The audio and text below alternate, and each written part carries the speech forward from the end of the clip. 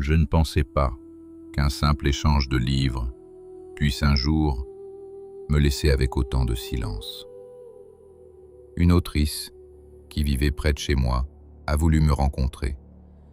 Elle voulait mes mots et elle m'a offert les siens. Une dédicace, la 157e sur 300. Un chiffre, presque rien. Et pourtant, ce jour-là, je ne savais pas encore que je venais d'ouvrir une histoire qui allait me traverser. Bonsoir, je suis le poète Amoétique, et ce soir, je ne viens pas raconter une anecdote. Je viens vous déposer ce que certaines vies laissent quand elles se brisent, sans bruit.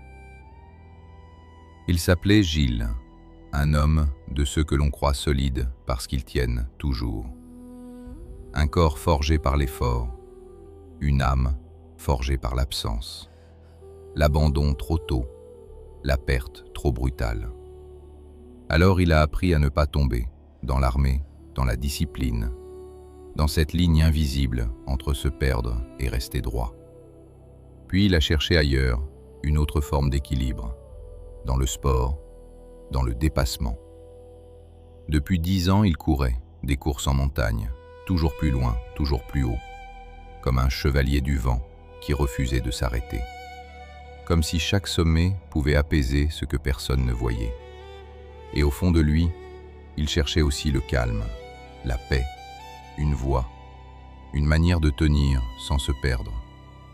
Mais parfois, même les chemins de lumière ne suffisent pas, quand l'ombre insiste. Et personne ne voit les fissures, parce qu'elles ne crient pas, elles s'installent dans le silence. Dans un travail qui ne lui ressemblait plus, dans des décisions qui le trahissaient, dans des regards qui jugent, dans des mots qui blessent, dans un harcèlement répété, insidieux, invisible. Et chaque jour, un peu plus, il s'éloignait de lui-même, jusqu'à ce que même la montagne ne lui réponde plus, jusqu'à ce que même la force ne suffise plus. Et ce jour-là, l'âme, fatiguée de lutter, a lâché. Alors les autres ne comprennent pas comment un homme comme lui a pu partir. Mais la vérité, c'est que la force ne protège pas toujours, et que certains combats ne se voient pas. Et pourtant, l'histoire ne s'arrête pas là, parce que derrière une chute, il reste parfois une lumière. Valérie, une femme, debout, là où tout invitait à tomber. Elle n'a pas fui la douleur, elle l'a traversée, pas à pas, jusqu'à la moitié du chemin. Ce lieu où tout bascule, à mi-chemin du mont Everest, là où le silence ne détruit plus, mais transforme. Et de ce silence, elle a fait quelque chose, un livre, un chemin, une main tendue pour ceux qui restent. Parce que parfois, l'amour ne sauve pas, mais il continue autrement.